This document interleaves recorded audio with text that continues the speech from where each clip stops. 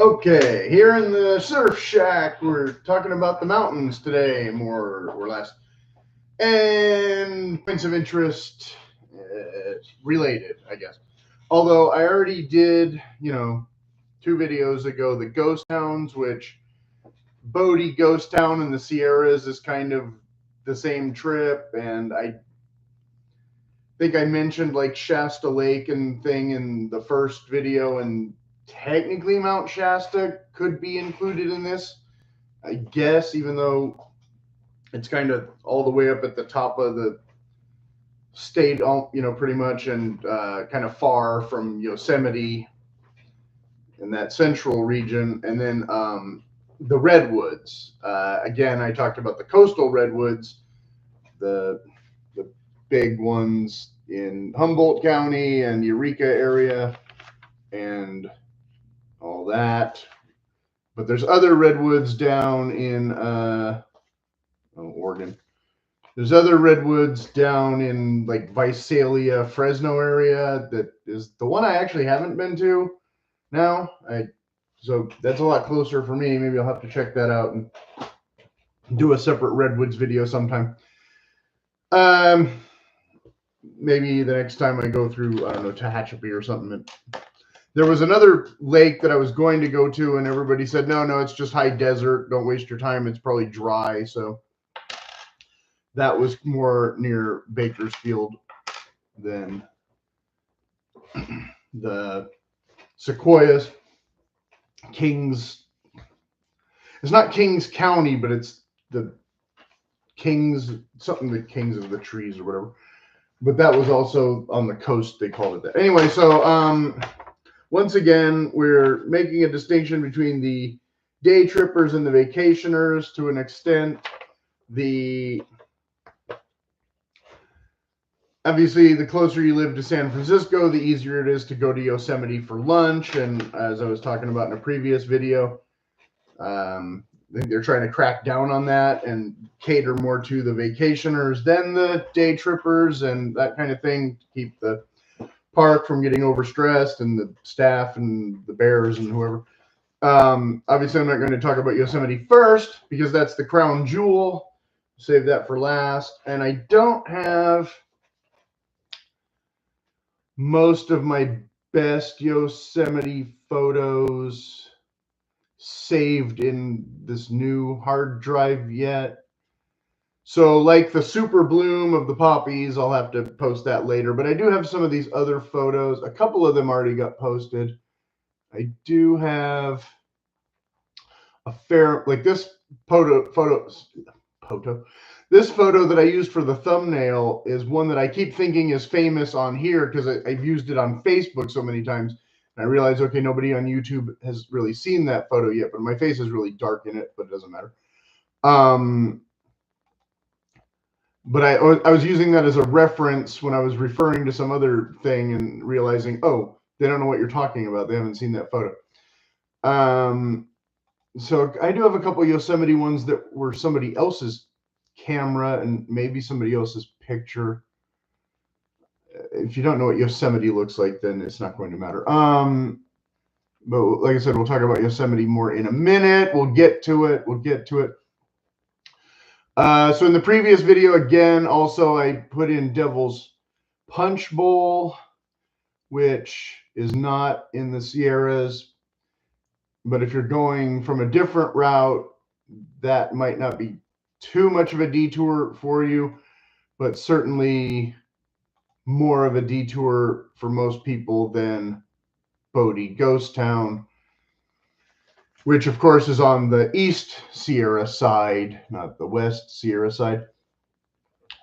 But so when I was young, let's start at the beginning, or my beginning anyway.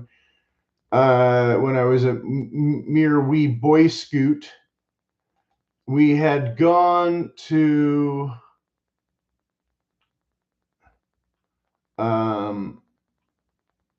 the Sierras, I think on the east, positive on the east side, at least the second time. The first time, I'm not sure where exactly we went. And I'm pretty sure we were well above Bishop, maybe above Mono Lake. I'm pretty sure it's Mono Lake. which is how I will just pronounce it forthwith. Oh, here's another picture of that I could have loaded. Sorry, that Vasquez rocks. So I'm just looking at my pictures and seeing I don't have a ton of that area that are. I have a lot from, I thought, Mono Lake or something from one trip I did with my family instead of scouts. Scouts, we never really took cameras. You know, one adult would maybe have a camera. And I remember they took a picture of me and Jack standing next to each other, and we looked like a cartoon, and the hills looked like a painting. You know, it was that kind of weird juxtaposition going on. You know, this breathtaking beauty, and we were admiring it. And the scout volunteer adult guy wanted to get a picture and all that. As So the one trail I remember we had hiked not very far when we found some old busted house cabin kind of place. And it was convenient because we could get water kind of right there. We just had a little trail, and Jack and I were the water detail guys. So we called it the OT or OT, meaning our trail, because we were the ones who used it every 2 hours or whatever. And the scoutmasters were complaining because we were staying at this base camp too much and not hiking up to the good stuff, whatever the good stuff is or was. And we were all pretty new. This was our first time doing a real backpacking trip. So, of course, we could barely carry our bags. We're all like 11 years old, and these things weigh, whatever seemed heavy at the time, 30 pounds or something, with the propane stove and I don't even know, propane stoves are still allowed or not. It's been a long time since I used one of those. The little tanks, not the big white barbecue tanks, but we had a little tank, and there was a little gizmo with a bipod, and you could put a pot on it, and it would more or less be sturdy and not fall over. And obviously we didn't burn the whole forest down that year. And we had little 2-man tents or whatever, and those are, pretty lightweight aluminum poles and all that. But our sleeping bag and our food, we all thought that our clothes went in the top, and we took all these, and no, we took like one extra pair of clothes. We had extra socks, but barely any extra underwear. I don't even know if I ever changed my underwear once, like in 9 days or whatever it was. Yeah, that was just that, right? And we had our little hiking boots and our little scout shirts that we had to wear, and we took jackets, but we didn't end up needing any of the jackets, so that was another annoyance because they'd fall out. There was no good way to pack the jacket once the top part was full of camp stoves and foods and stuff. You'd kind of try to wrap it around a tent or something. So I'm not like the expert, backpacker again. I'm more into day hikes than long excursions like that, because I don't usually ever have anybody to go with, and I don't know where to park half the time to get off some of the trails that I know better. The other thing I wanted to talk about one of these days, I'm just putting this out there, is cemeteries, if that's of any interest to people. There were some spots where I had seen some really old cemeteries and didn't get any photos. That was, around Crater Lake and some other places. But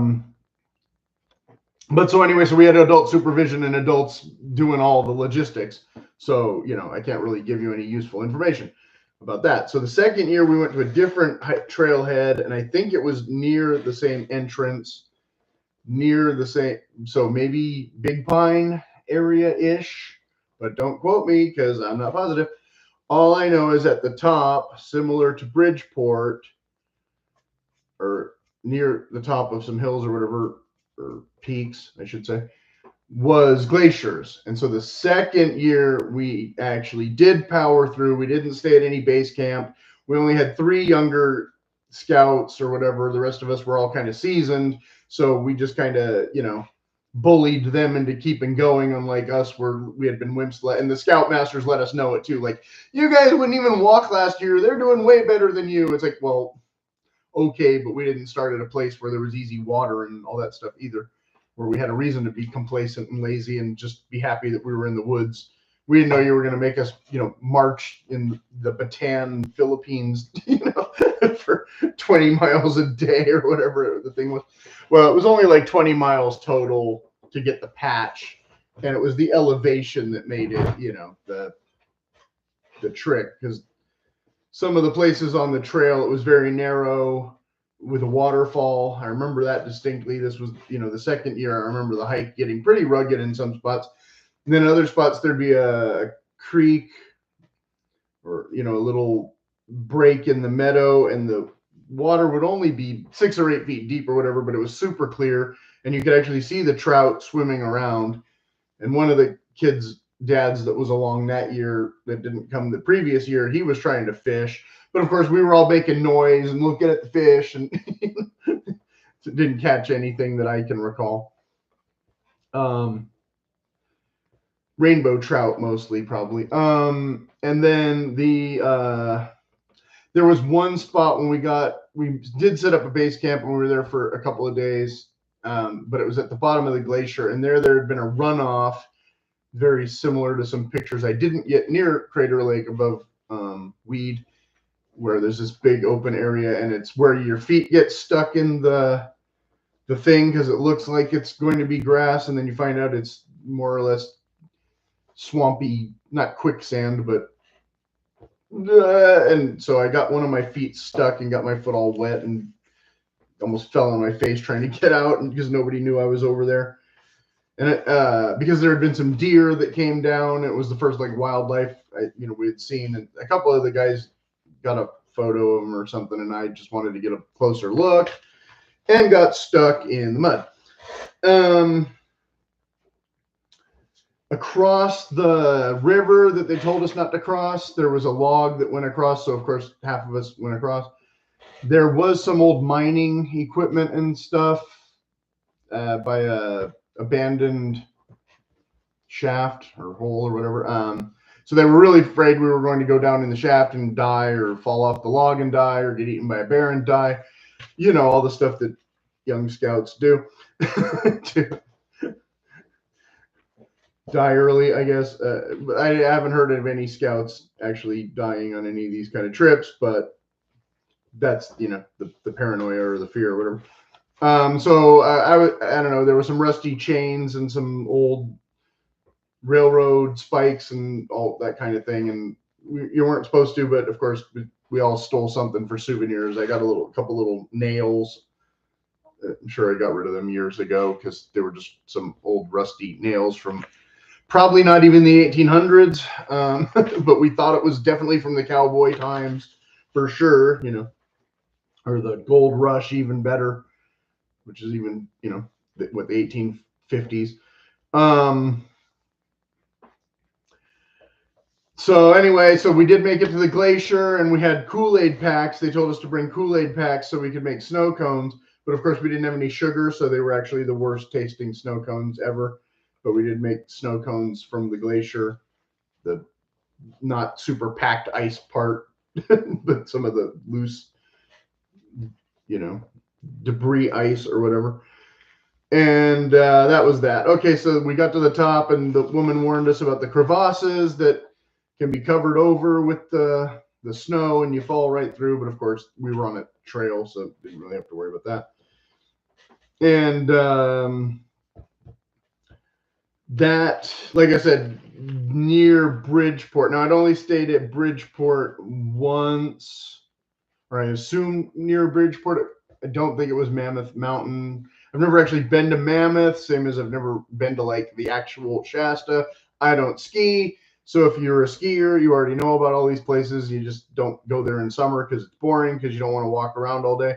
You want to go down fasty, fasty, fast or whatever. Okay, fine. whatever. That's an expensive thing where you have to, live in a lodge and buy hot cocoa and own ski boots and all that kind of thing and whatever. So I had an ex-girlfriend who used to do that, but she'd never take me along because I don't ski. And she said, what would be the point? My family would just be paying for you to hang around, which is not usually the kind of thing you'd want to hear from a girl you're sort of dating, but, obviously didn't marry her. And la-di-da-di-da. So in Bridgeport, there was kind of a loop area where our you have to kind of navigate this well because I went with people with a trailer. Actually, it was Jack again, but at a much older age.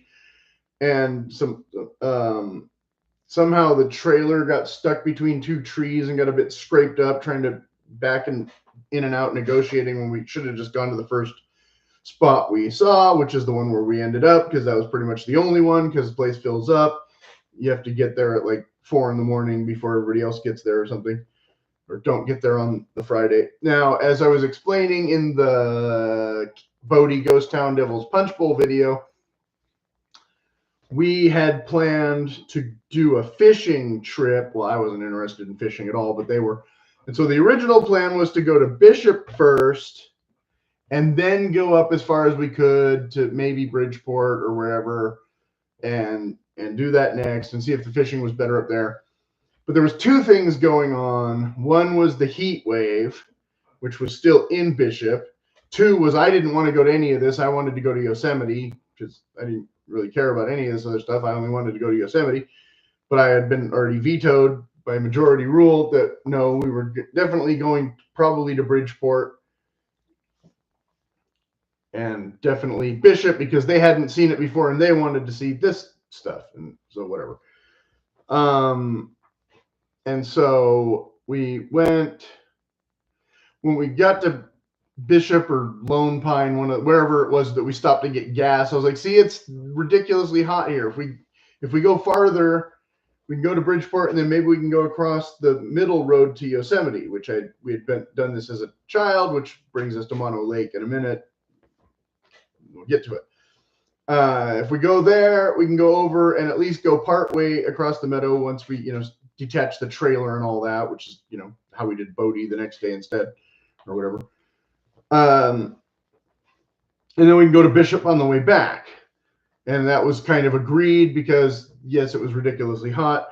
But at the same time, there was also a storm coming through that was maybe going to sock in Yosemite, close that road, and da-da-da-da-da, even though it was still summer.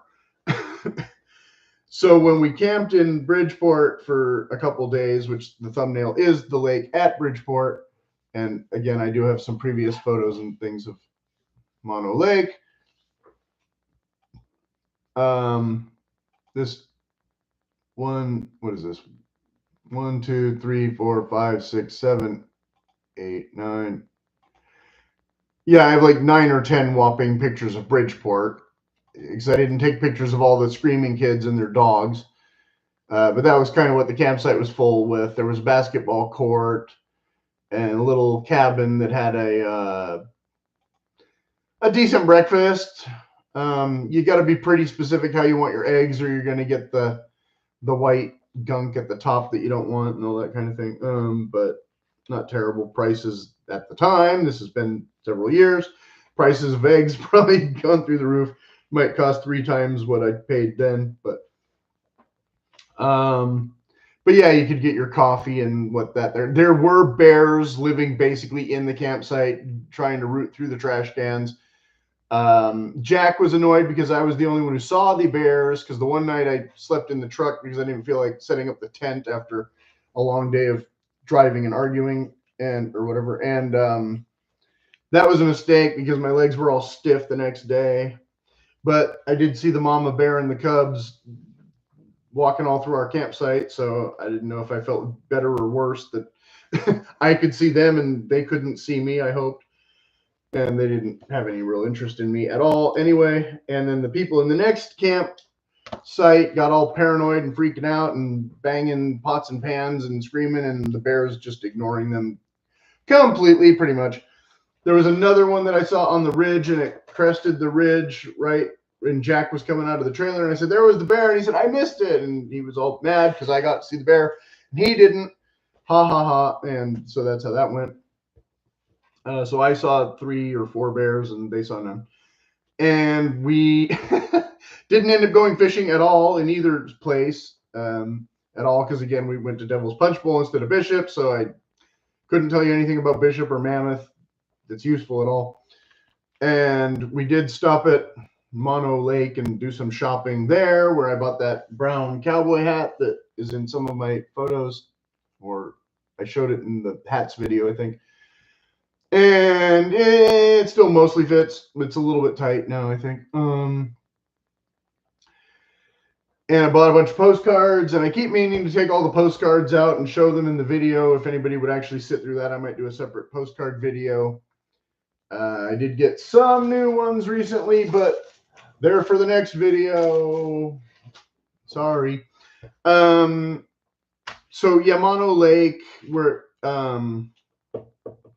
I'm very familiar with Mono Lake because the second time we tried to go to the Yosemite campground, we had the same motorhome, but he had figured out, my parents had decided we would bring the truck and we could tow it, because the truck was lighter weight than the car, because back in those days, all the cars were these, big Chryslers or Oldsmobiles or whatever, not the little Toyotas and things that people, can tow now. So the motorhome would barely tow the truck up the hill, and something broke, and we had to stay there for like 3 days getting parts for that to get that fixed so we could make it up the hill. And then we didn't even end up towing the truck up the hill. He drove the motorhome up the hill and left us at the top of the hill for an hour or two, whatever, while he hitchhiked back down to get the truck. And then we reattached the truck at the top and drove through to Yosemite. But that meadow in the middle, I've been wanting to go back to since, because it was absolutely gorgeous and breathtaking. There was lake and a bunch of wildflowers, and I don't have any pictures because, of course, we didn't take any pictures. We just sat there drinking Mountain Dew and Bubble Up or whatever you do. But Mono Lake, yeah, we ended up having to pay to stay in that not campsite, the little motel, whatever you call it. And so that ate up a bunch of our travel money that year. And we got really familiar with the visitor center. We got really familiar with the little things, the formations out in the middle of the water. We got really familiar with the complaints about LA using up all the water and the brine shrimp going extinct and blah, blah, blah. And, potentially going extinct. I'm pretty sure they're still there. If you want, in the old days, they were called sea monkeys, and you'd pay the catalog to send the thing, and you'd think they were going to be some mermaids or something, judging from the picture on the box. And instead, it looks like you get fuzzy, dirty water. So you could have just poured some salt in the water and got about the same effect, but the salt wouldn't have been alive, and you would have to stir it occasionally to keep it looking milky like the brine shrimp, apparently. I never actually did the sea monkeys. This is what was related to me by other Boy Scout type people who fell for the scam. So I'm pretty sure there are brine shrimp still living in somebody's living room in a tub. Just not in Mono Lake. So suffice to say, yeah, the big storm, we didn't get any rain, or we got a little bit of rain while we were trying to pack out. So I set up the tent for like one night and then had to break the thing down again in the, beginning of the rain kind of thing. But I don't remember it being too treacherous of a drive out. There's only like that one little kind of farm road, and it's pretty straight. The Bridgeport is not like super elevated and super mountainy. It's kind of like right at the entrance there.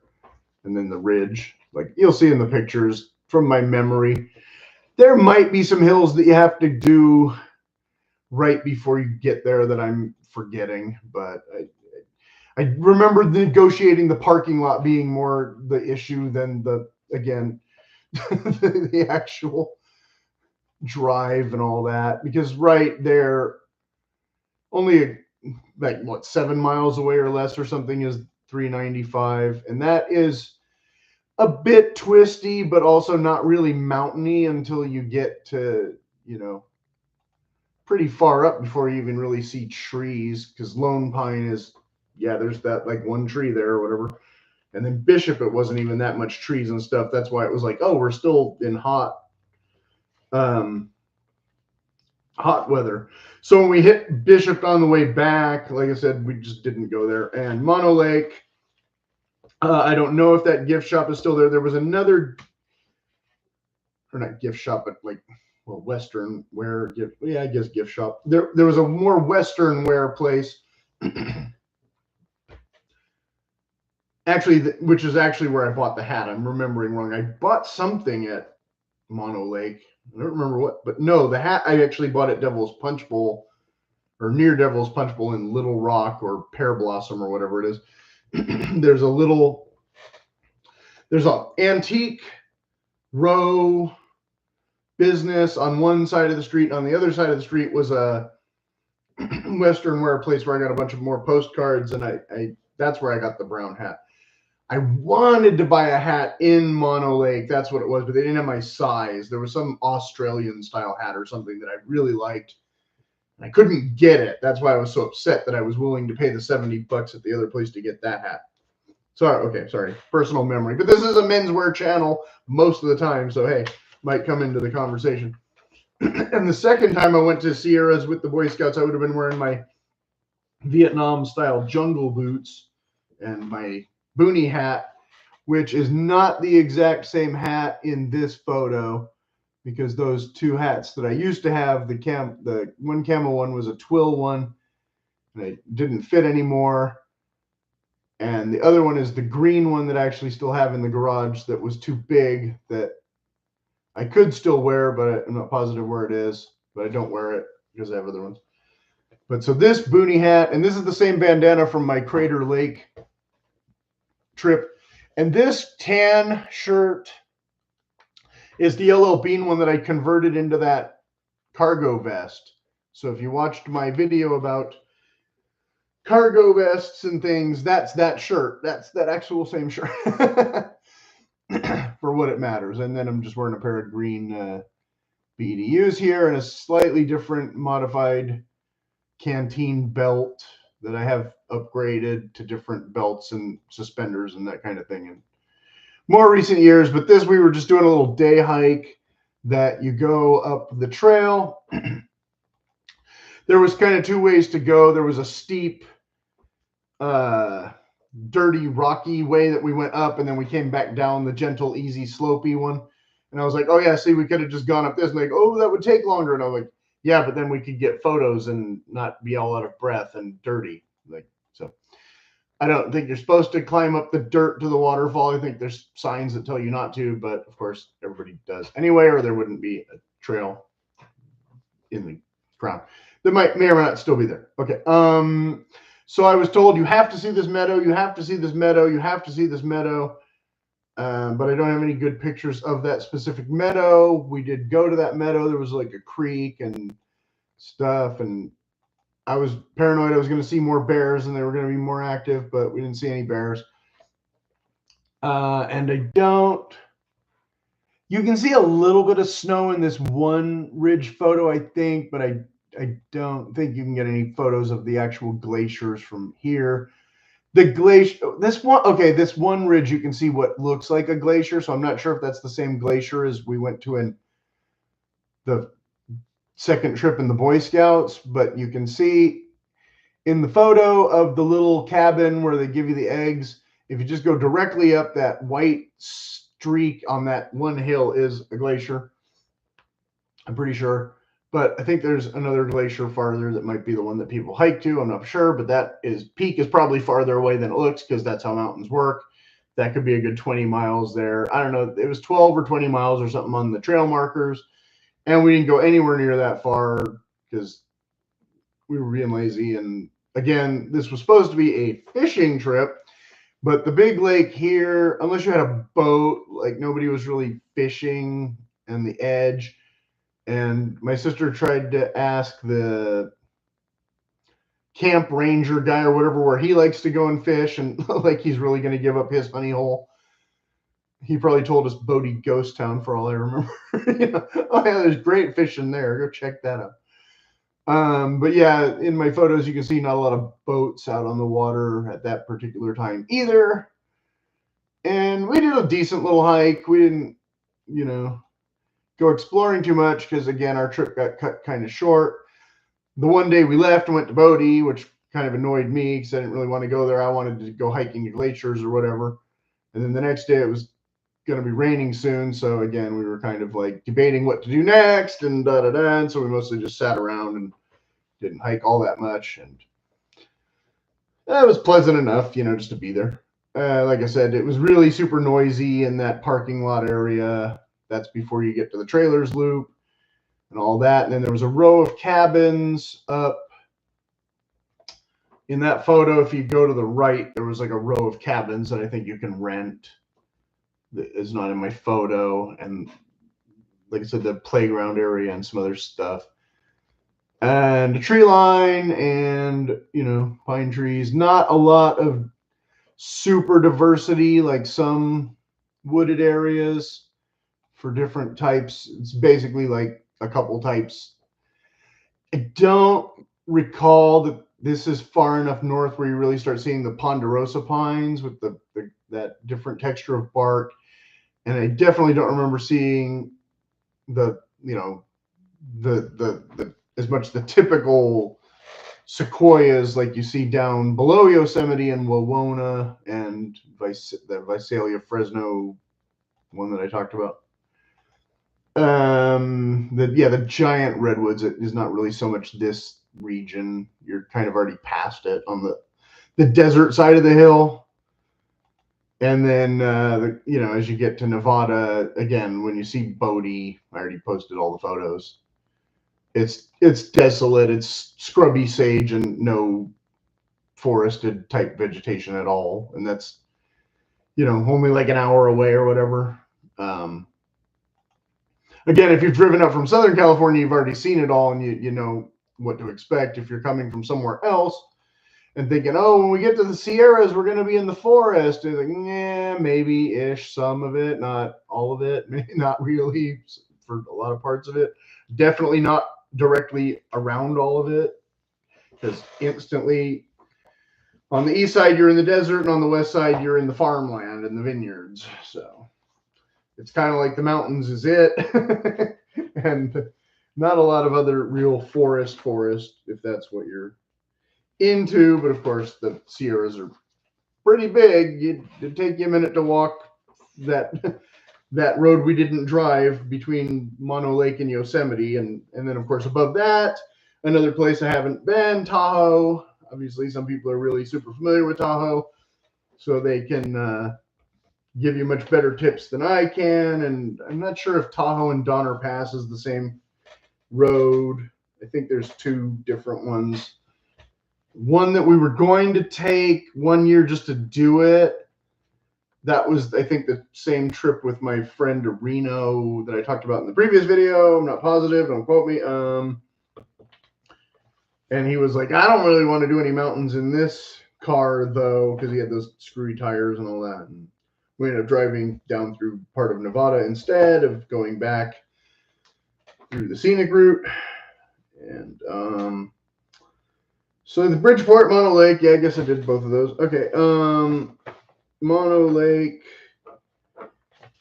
When you get above it, I got those photos looking down that we had missed before. That was from this Bridgeport trip. On our way back down, we stopped on the side of the road, and I got those two photos that I already posted last week. And I'm pretty sure those are both pretty indicative of the kind of landscape that, again, is closer to Mono Lake, still pretty open country, not a lot of trees, that kind of thing. But the actual town by Mono Lake where we were stuck. That was, there were some shady spots and things that I remember. I don't remember it being super treacherous like Bodie, and just kind of boring and kind of, spending all the money on something else besides fun stuff and that kind of thing. Although there's not really a lot to spend money on in Yosemite per se, except for, again, food, gift shops. It's still marketing, same as Crater Lake or whatever. But if you want your hat and your shirt, I did get hats and shirts. I'm not showing them in this video. I guess I should have done that. Look, here's designs from years ago. They're not all in one location. Unfortunately, they're not in good condition. But I took a photo of some other shirts, so maybe I'll take a photo of a couple of those older ones and post that. What did I do here? I forgot what photos I took. Carpinteria. I think I took one of the Yosemite ones, the blue one. I mean, my photos are right here. Let me scroll. Where are they? Oh yeah, here it is. Oh yeah. Okay, I did take a picture of two of the Yosemite shirts, just not the other two. And the Antelope Valley quail from the Poppy Reserve. Okay, that Poppy Reserve, I drove by it recently from the previous trip, and they have, I don't know if they do this every summer or not, but they've burned it, or it's been burned. And so it's all black now. So if you go that way, you'll be disappointed. I posted a photo from near there just to show kind of the most boring part of the landscape I could find.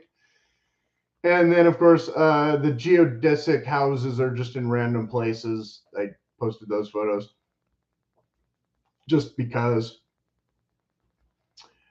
And so Yosemite, to finally bring us to Yosemite, so this video won't be a million years long. Well, we're almost at 40 minutes, so that's decent, I think.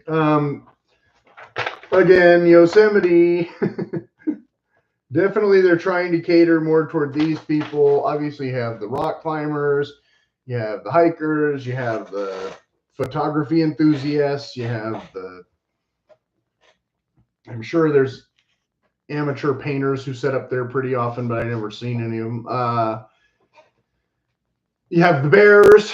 I definitely have, like I said, I'll have to go to that other batch later and produce some more of the older photos I have. I have one of a bear from the side of the road. There was a gas station kind of hidden behind some trees and then a meadow. And so a bunch of people were kind of trying to walk into the meadow to take pictures of the bear, and the park rangers going back and forth in the truck saying, "Get back on the road. The bear can run faster than you think it can." And nobody's paranoid about the bear like they should be, but I think the bear could still get to the road almost just as fast as it could get across the meadow.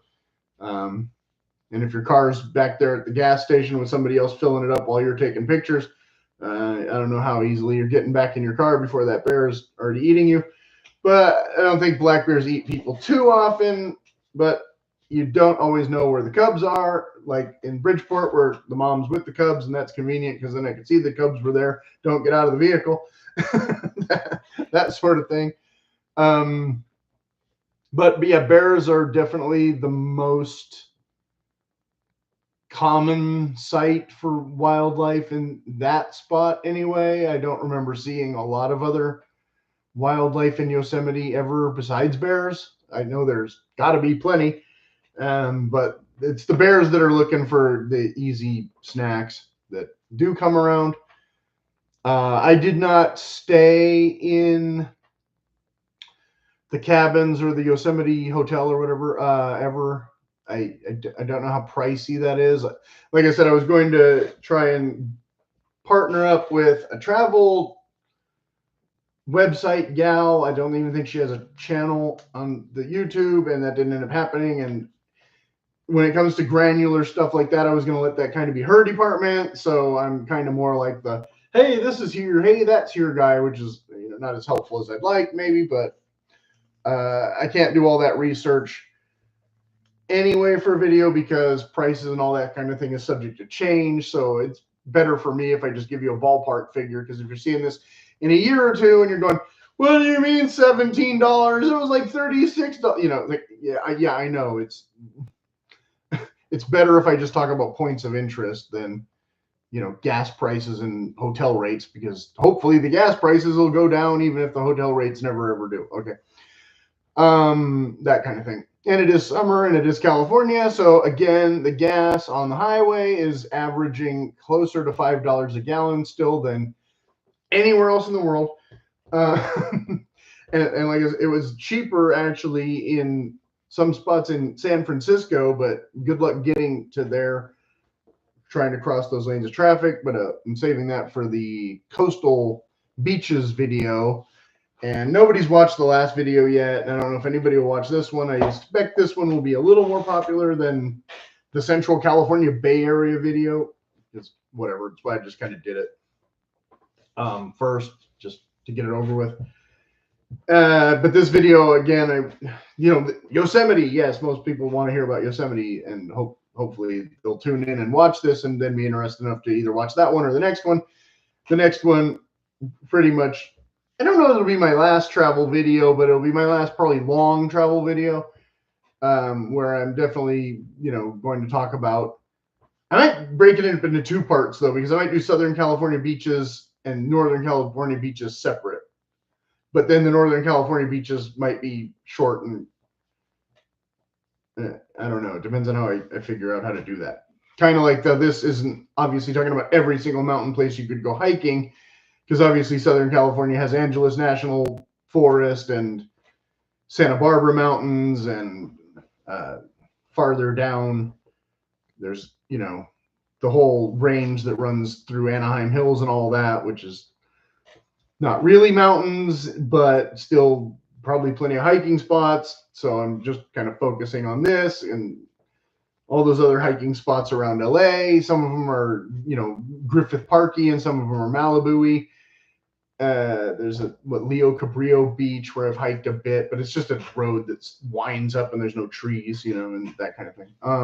And there's that little pinnacle that overlooks the sea, that I made it up at when I was 14 and everybody was impressed. But if I did it now, everybody'd be like, yeah, it's there, So, and of course, Chileo Flats and Henniger Flats and Eaton Canyon and yada yada is, it's like, but if you live in the LA area, I don't know that you already kind of have your favorite ones or whatever, or maybe you try different ones every week, but that one's closest to your house. And with traffic, that's the one you're going to. Whereas this is more, again, more of a drive for most people, especially at 395, where there's only, 5 towns on the whole stretch above Victorville or whatever, between Victorville and Carson City or whatever. There ain't a lot. So most people don't live in those places. They go to those places, right? And if you're coming, of course, from Utah or Nevada, you might be disappointed if you didn't, plan the trip better. And so I'm trying to help with that a little bit. But if you, just need a night to stay in some place and you don't want it to be too far off the beaten path, again, Mono Lake would maybe be more realistic. Bishop would probably be pretty realistic. Bridgeport, I'm assuming that those cabin rental thingies are booked up most of the time. Yosemite Village, I'm pretty sure, is booked up most of the time, probably starting from March or whatever, all the way through October. And again, I don't know how much pricier that is than, some of the other spots. Maybe not as bad as Yellowstone because not as remote, and there are some campsites on the west side in towns like Oakdale and Modesto and, all that. Is it Manteca and Merced? Those are pretty big.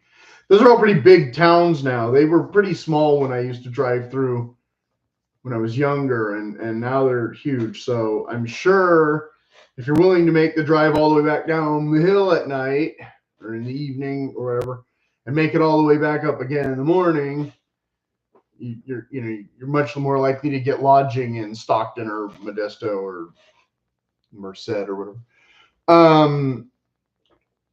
But then we had a campsite membership when I was young that was supposed to be my lifetime guarantee, and then they changed the rules. So right before the pandemic shutdowns, I had reinstated my membership and we had paid the money, and then everything closed. And it was supposed to maybe snow in Yosemite that weekend anyway, but I was booking it just to have a spot in case I could go, and then it didn't end up going anyway. And I was going to book a cabin through a separate campsite, not the actual Yosemite Village stuff. And I didn't end up getting to do that, so uh, whatever. Um, so that was the last time I almost went to Yosemite. Recently, I know that it was still getting the heat wave there, whereas other places I went, like it dropped 30 degrees, as soon as you went here and you went there, boom, temperature went way up. Like Salinas area, it's all, 103, 105. Petaluma, super hot. But then San Francisco, obviously a bit cooler, and the fog actually coming in. And obviously the coast is the coast. But coastal hiking, again, I'm going to talk about that not that much because I didn't really get to do any of that. I'm more going to talk about like the beaches and that kind of thing. So, but Yosemite itself, of course, the actual little valley. I mean, there's a tram if you really need the tram, but you can walk the loop in, not that long if you're not trying to go up and down to all the waterfalls and things. Because the lower falls, we didn't walk to the upper falls because uh, I didn't want to go on the mule trail or whatever. I went hiking through down the south through the valley past El Capitan and stuff. But if you take the mule trails, I hear it's probably easier way to get up to the top. This year, somebody died on Half Dome or something, so I don't know if they had closed part of that. But the Half Dome back trail thing I've never been to. That's some super extreme thing that you have to go up a rope ladder or something. Half Dome from the front, of course, you don't see it until you go around like this bend, and then it's like, oh, it's right there. I had always, my old pictures from when we were children, we went a couple times, and I don't remember ever seeing Half Dome. I just remember having lots of pictures, or feeling like have lots of old pictures somewhere of North Dome, which is the perfect dome that isn't broken, but it's much smaller. Um, and I don't have a picture here. I don't think of North Dome for some reason. I don't know. I have a couple of Half Dome from 2 different days or 2 different spots. And I have this one of this river with this kind of funky wood. There was a place called Reflector Lake, or Mirror Lake rather, where I don't remember having seen that when I was young. I got some good pictures of that, but I don't have them in this batch. So you'll have to wait a couple days before I get around to that. So Mirror Lake, El Capitan. I mean, what are the big names? Everybody knows the big names already. Half Dome, North Dome, Bridal Veil Falls, Vernal Falls, Upper and Lower Yosemite Falls. I forget if it was Bridal Veil or Vernal. I think it was Vernal. There was a trail leading to it, and we couldn't get anywhere near it because that year there was an extra rainfall snowpack year. It was June, and 80% of the park was still all snow, and so the mist was just blowing you out. Just you could not even get near the falls to get a photo. And that was the first one on the southeast side when you came in. And like I said, I think that was vernal. And everybody was just getting soaked. So the next day when we went upper and lower falls, I did bring my cheap poncho and I wore that, and I was the one who stayed dry and everybody else got soaked. I still got wet, probably in my feet and some other mist on your face the whole time. Again, it's not that extreme every single year. Some years are pretty dry, but Yosemite's one of those few California places where, again, you're at a higher elevation, you're at a cooler temperature, so they do usually have, waterfalls and streams and that kind of thing. And I think I said creek earlier when I meant stream. I'm not sure what's the actual difference between a creek and a stream. You can argue about that in the comment section, I suppose. They were doing a bundle of the shirts. That's why I ended up with the 3-pack of the one and then a random of the other. And we both bought the same exact shirts and then swapped the sizes that kind of fit us better at the time. So the ones I have now are, I think, all the large ones that are left over that are all technically a size too small, but I still can wear them. But the one that I started wearing a lot turned itchy, and I don't remember if that's why I stopped wearing it for a long time and then kind of started again. The green one is not itchy. The blue one is super itchy. I have a white one that was a different brand of t-shirt or whatever, a much cheaper quality fabric, but comfortable, and had a printed design that was different than the other printed designs, more of a raised, embossed kind of texture thing. So I wore that shirt a lot. It became one of my it was white though, so once it started getting kind of dingy and messy, it became one of my acrylic paint shirts. So it has a lot of paint splatter all on it, but I'll take a picture of it anyway later, just to commemorate. And I did get the one hat that I haven't really worn since, because I keeping it for nicer occasions where not wanting to sweat all in it in the summer, and I don't usually wear a lot of brown in the summer anyway. So when we went to Yosemite the first time, we got all hyped up. This is again heading north on 99. If you're coming from a different route, this won't matter to you, or not as much. We got all excited when we said the signs that said Yosemite. So instead of waiting till the Modesto exits, we got off in the Turlock or whatever exits. And again, back then, Turlock was not even a town. It was like 3 burned out vehicles and an Amtrak train track. And if you go that way, you end up winding all the way up from where it meets Wawona, which we ended up driving all the way back down to. The next year when we had the truck and we could do that, the first year we couldn't really do that. We were in the RV and we were miserable because we're on this winding mountain road, with only one lane in an RV for 2 or 3 hours or however long it was, going, oh, this was a mistake. There might have been a shuttle or something that we took to the Sequoias the first year. Now, again, that might not have been through Yosemite Park itself. That might have been through our campsite or something. Don't quote me, because I do remember us going to Redwoods, and it seems like we might have gone both years, but it feels like we went the first year, because the second year I had some friends who stayed in a nearby campsite, and they came to our campsite and hung out with us the one night, and we had hot dogs and all that kind of thing. And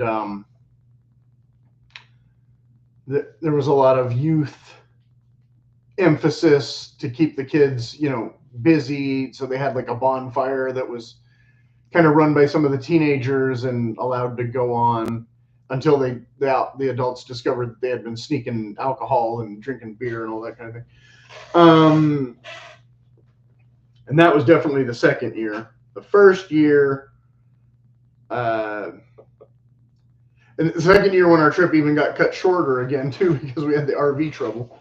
The first year, we stayed in that camp a lot though, because they had a rec room and I don't know, probably a horseshoe pit and whatever else. I don't know.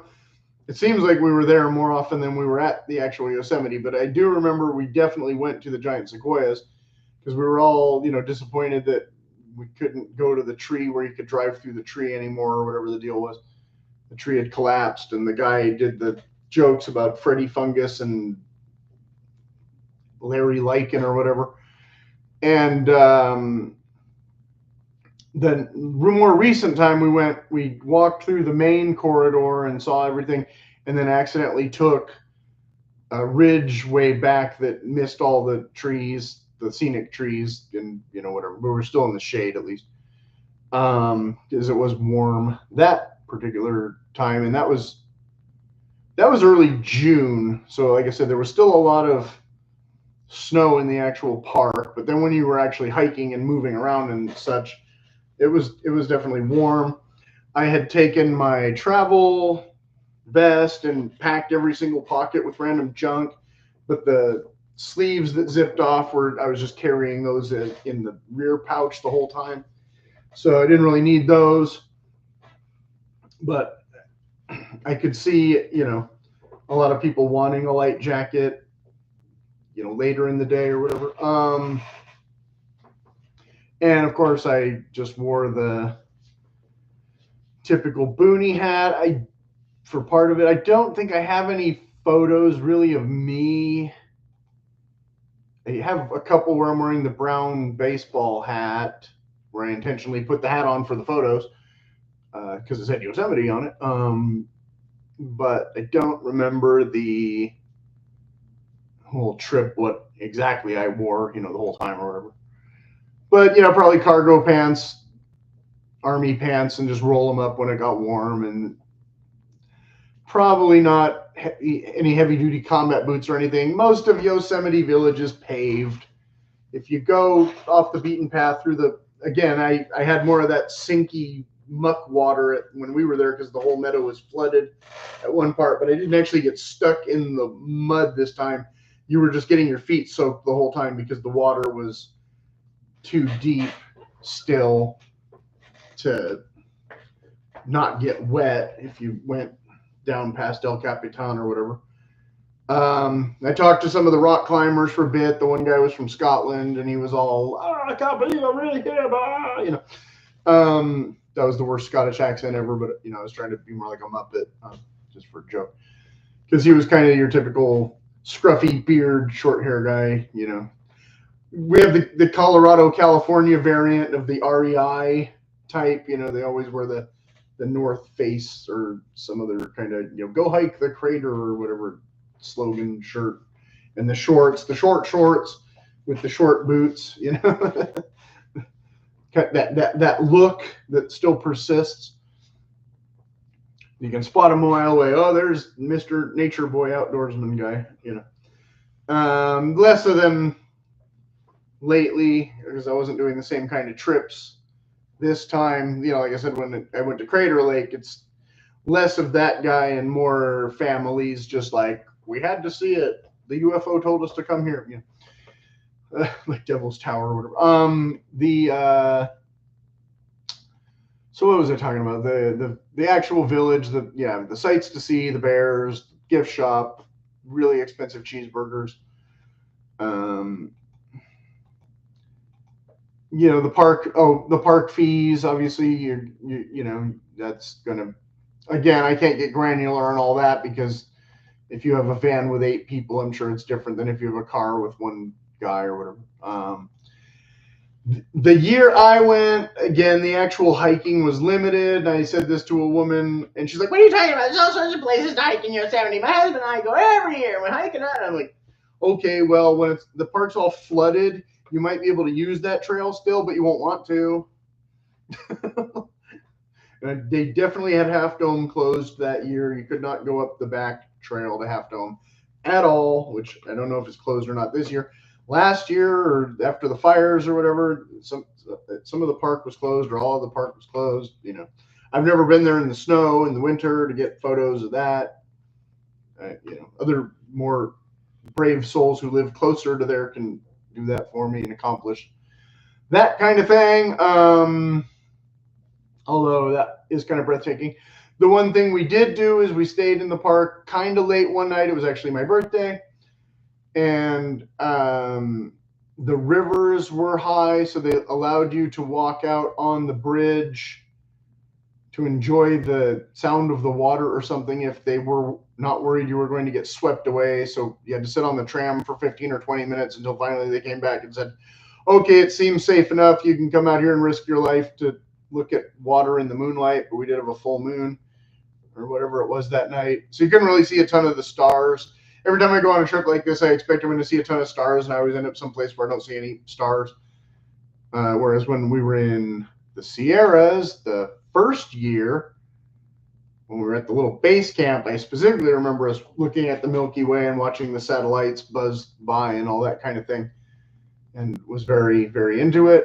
And like, haven't had a lot of chances to really do that since, because almost every place I used to go that I thought were places I was going to see lots of stars, now it's all too much light pollution. I don't see anything. So there you go. You have to go pretty far, and most of the time when I'm pretty far in some of that place, it's always somewhere where you're not allowed to park anywhere on the road, or there's no shoulder to pull off anyway, even if you wanted to. Yay. The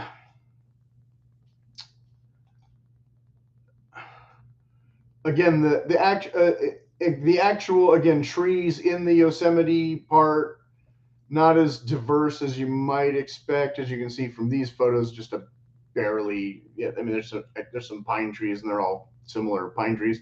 Like I said, you go to the Sequoia Grove, and it's a separate little thing. And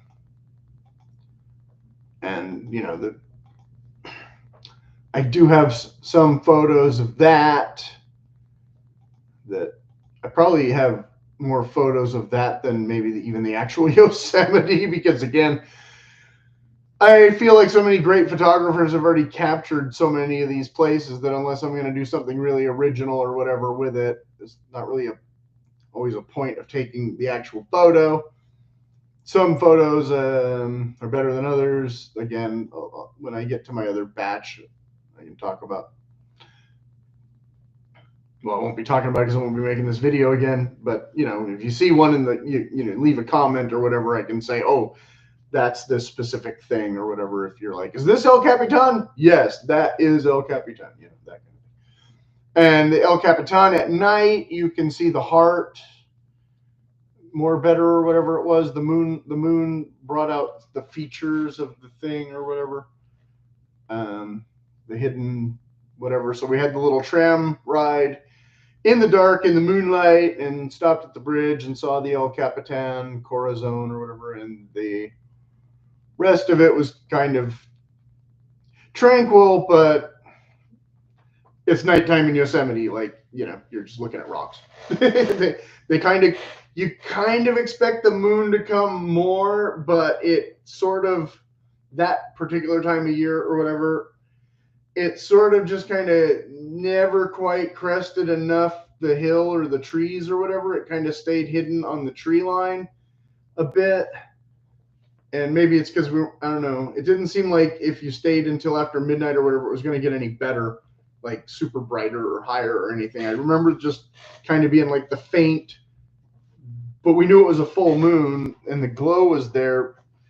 But most of the time we didn't have a full moon, if that makes sense. So that another thing that's kind of a weird, maybe you could ask the rangers and maybe they could give you a better sense. Oh no, come back in July and the full moon is right at the top of the sky and everything is illuminated this way instead of that way or whatever. But I don't know. Like I said, I don't recall that being as much of the sensational part as we kind of expected. But at least we didn't have any rain or clouds or whatever. So I guess that's about it. I ended up talking a little bit longer. I mean, like I said, how much of Yosemite do I have to explain to you? It's Yosemite. But again, if there's something I'm not remembering, I'll try and put it in the information, the little box there where I type the junk. Usually I type a lot more junk. Yeah, like I said, the current park fees, couldn't tell you the current this and that. I mean, I could have found that information out pretty easily if I thought, you know, it would help, but that stuff's variable and all that. And you find out when you get there if it's sticker shock or not, but it's Yosemite. Expect to buy stuff that costs money and expect to pay some money, but at least, like I said, there is a gas station there, and there is, so you're not going to get totally trapped. There was a couple of places where I stopped on the road and got some photos right before the sun went down. But I don't know if they really look like anything. So whatever I end up posting later in the week or whatever, you'll, like I said, you'll get a better sense from those photos anyway. And oh, I never noticed that. I'd driven there 10 times before and totally oblivious or whatever. Or oh, I've never been there. I can't wait to see that rock pinnacle that I might drive right by. But oh, there's the tunnel view. That's another famous spot that's not technically in the village. You have to go out of the village to go to the tunnel view. But of course, that's another one where everybody gets the photos because you get all the stuff. My camera's horrible, of course, so I might have a picture of tunnel view, but whether or not you can actually tell what all the stuff is, I don't remember. Okay, so anyway, as always, if you have any questions, please leave them in the comments, and hopefully somebody will get this far. As a little bit longer video, but this is also Yosemite, so we're talking about, Yosemite. Of course, we're going to talk about it for a while, and hopefully be kind of interesting, and don't leave your belongings that bears might want to eat in your car visible, like ice chests and things they can recognize. Throw a blanket over it or something and hope for the best. And safe travels, happy camping or whatever. Okay.